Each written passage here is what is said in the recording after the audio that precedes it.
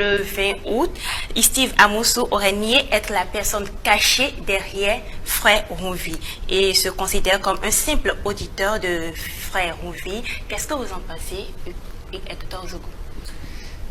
D'abord, il faut dire que cette actualité retient de plus en plus l'attention parce que la posture qu'incarne l'intéressé Frère Rouvi, c'est une posture un peu opposante au régime actuel du chef de l'État Patrice Talon. Et quand vous savez qu'il y a un territoire sur lequel le chef de l'État s'engage pour mener des réformes, c'est qu'il y a a priori des fâchés. Depuis 2016 que le président Patrice Talon a pris le pouvoir d'État, vous avez vu, il n'a annoncé que des réformes dans plusieurs secteurs. Et donc, ceux qui peut-être ne partagent pas le même mode de gouvernance que lui ne se retrouvent pas contents. Il y a des gens qui étaient d'une manière ou d'une autre associés à des dossiers de malversation. Il y avait assez de compromission dans les couloirs du pouvoir d'État.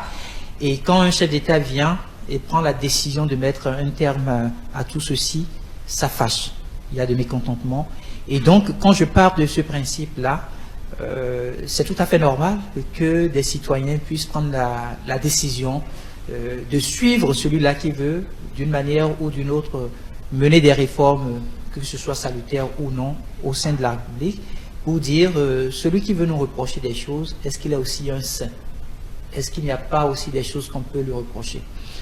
Et donc, je dirais simplement que c'est dans cette dynamique-là, c'est dans cet esprit, sans aucun doute, qu'un citoyen, au nom portant le pseudonyme de Rouvi, aurait décidé de commencer par à prêter des chroniques, des contenus d'une manière ou d'une autre, des contenus d'humeur, tels que le fait si bien dire mon confrère Adrien Koumakou. Il va y revenir sans doute au cours de cette émission.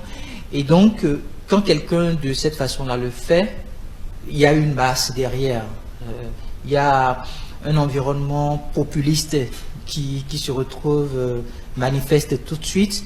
Et donc, la personne qui se cache derrière cette identité devient a priori un héros, parce qu'on se dit, ben voilà, quelqu'un qui a ce courage, cette force nécessaire, ce caractère de décrier peut-être ce que beaucoup n'auraient pas pu dire aussi facilement. C'est bien pour ça qu'il est vraiment connu comme le web activiste chroniqueur bien suivi au Bénin. Oui, il y a des gens qui sont, il y a des journalistes chroniqueurs qui présentent des contenus plus intéressants, mais malheureusement n'ont pas cette popularité-là, pour le simple fait que ceux-ci le font de façon professionnelle.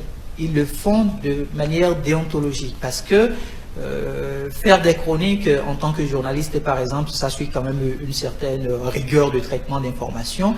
Et donc, ceux qui aiment qu'on dise les choses avec de la manière légère ne pourront forcément pas se retrouver dans ce que dit un professionnel. Par contre, pour l'intéressé Rouvi, le citoyen Rouvi, qui a essayé de tout temps de partager des contenus, vous suivez ces contenus-là, vous voyez que c'est des propos virulents. C'est de l'attaque à la limite personnelle vis-à-vis non seulement du chef de l'État, mais également vis-à-vis d'autres concitoyens qui occupent des postes de responsabilité assez sensibles au sein de la République. Donc je vais me limiter là pour dire que pour moi, il y a le contexte. Maintenant, à évoluer pour savoir si ce citoyen Rouvi est bel et bien Steve Amoussou. Nous allons sûrement y revenir.